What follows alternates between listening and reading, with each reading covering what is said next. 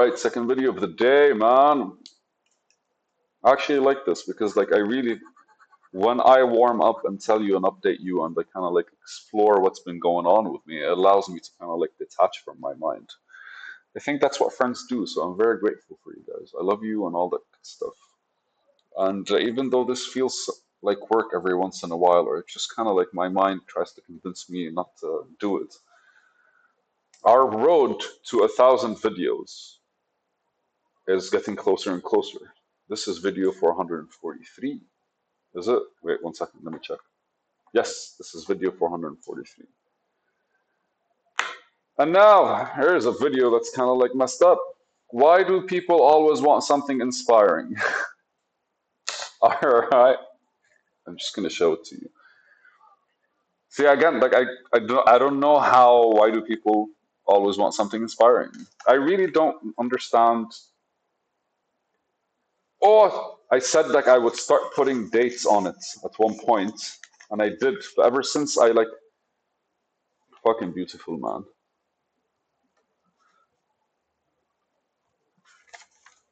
You know, I'm having what I actually claimed that I wanted to start putting dates on my videos to kind of like remember and be able to connect them better to where I was. What happened was my mind kind of like stopped thinking of things to write about. And I have a strong feeling it's because like when you add a rule, you kind of get out of your comfort zone. And that's basically what happens. Because like, you kind of approach something and when you're good with it, it's when you're good with doing it, you're no longer good with it. That sounds fun, right? Because like normally the stuff that you know how to do are not necessarily like the interesting stuff that you want to do or that you would like to be doing. It's just I know how to do that. Fuck it. I know how to do that. Fuck it. It's work. It becomes work. It's no longer creative. It's no longer interactive. So maybe I can reflect on that. Why do people always want something inspiring? Oh, I'm gonna reflect on myself first, forgetting that life is beautiful and just kind of like captivating in all its ways. And even though sometimes I lose that feeling, but weirdly so, there's always this kind of like my mind refuses to speak in any other language now because there's always this kind of like this overflowing. Overflowing in Japanese means afuri dashita, and they don't say f, they say fu. So that I like it because there's a song called "Overflowing." Super beautiful song, man. By the way, it's intense. But so there's just a kind of overflowing desire to engage with more, do more, and I think that's my form of expression. That's always trying to like get out. And if I were to like internally reflect on this, I'd probably say it's because we don't really believe how we don't really believe how our expression is working in the real world. Because everyone could look at a bird and be like, look how beautiful it is, God's creation, the universal energy, the cosmic energy, the universe basically manifesting itself in smaller pieces. All of us can engage with like these things externally. But when it comes to reflecting on us, it feels like we always need a reminder, which takes me to the video of yesterday, which is the video I shot before this one. And the video discusses that we need to be held accountable, I guess. And this accountability, when we have to claim responsibility for our actions, do we also have to claim responsibility for our existence? We don't do that, right? We take life for granted. That's like the norm. Why? Because like I'm breathing, it's normal, get over it. I'm walking, it's normal, get over it. I'm healthy, it's normal, get over it. That's what we do. Like 5 weeks ago, I'm still reminding myself of how kind of like I don't know. I like look at my eye, and there was a splinter in it at one point a couple of weeks back. and just kind of remind myself that this shit happened and how beautiful it is and how kind of like I got away, as fragile as the eye is, it was resilient, it didn't get infected and all that shit. Even through that, I think like when it comes to ourselves, we tend to allow ourselves, we tend to not take responsibility when it comes to the beautiful things about us when we're trying to claim responsibility. And I think in a way, it's the inspiration that we get from others or from things or from just kind of like art and creation. I think that kind of stuff show us the true, I mean, like whatever inspires you is an expression that harmonizes with you, right? Regardless of what it is. It could be a fucking asshole or it could be just a genuine girl or a woman or it could be just like a kid trying hard to do something and their focus is inspirational, all that good stuff. You really kind of like engage with yourself.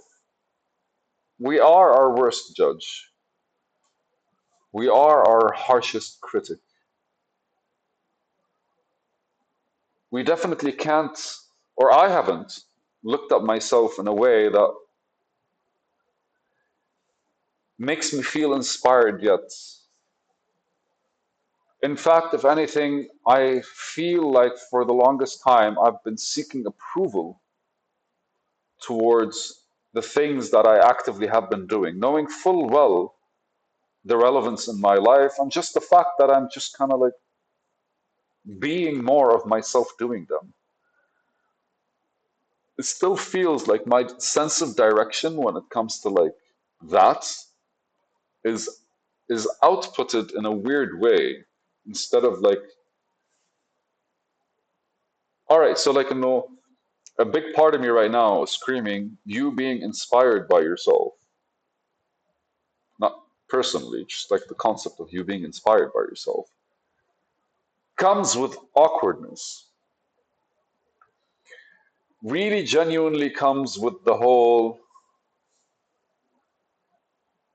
it is not good practice. That's what I'm feeling right now. But that's not the fucking case, is it? Why wouldn't you be inspired by yourself? There's an interview with Salvador Dali, and I love that interview because he always referred to himself in the third person. He was like, Dali this, Dali that, Dali this, Dali that.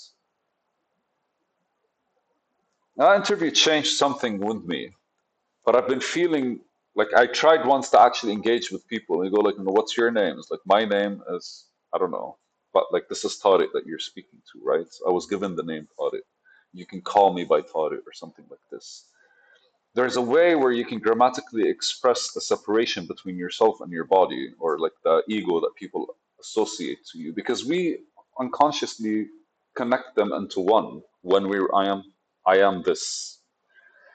When you say that, you're kind of like diminishing the actual distance, the space between you, yourself, and I. You're kind of like piling them into one, which creates like a bundle of like anxiety or like all kinds of like standardization issues. Yep, ICO certified. It's a joke. It's a business certification that like factories need to have in order for them to produce whatever. But like the idea behind it is seemingly a challenge to me. So that's why I think like I was like asking the questions like, why do we always want something inspiring? It's because it kind of like, I think inspiration always points at possibilities or the capacity to create possibilities. Because it seems like anytime we're looking at something, we're not looking at it, we're looking at where it ends or the edge of it, or just kind of like that kind of behavior. We're always trying to define something, we're always trying to label something. So something inspiring is something beyond what we were able to see, I guess. But I feel strongly that if we just kind of like consider the change that we go to we will be required the same way we're responsible for the stuff we don't like to be responsible for the stuff that we do like about ourselves. It actually allows us to explore ourselves more from within that space that creates us in this world. And it really allows just the friction between whatever it is we're trying to kind of like express to die out because it's no longer unbalanced. I think I want to write a paper, or at the very least, like have one of those like talk to yourself kind of like paper where I discuss, where I openly kind of like acknowledge some stuff. I think it's beautiful to consider the world this way, man. All right, babies. I love you. I love you. It's a video. All right. Fuck, man. This brain fucked the fuck out of me.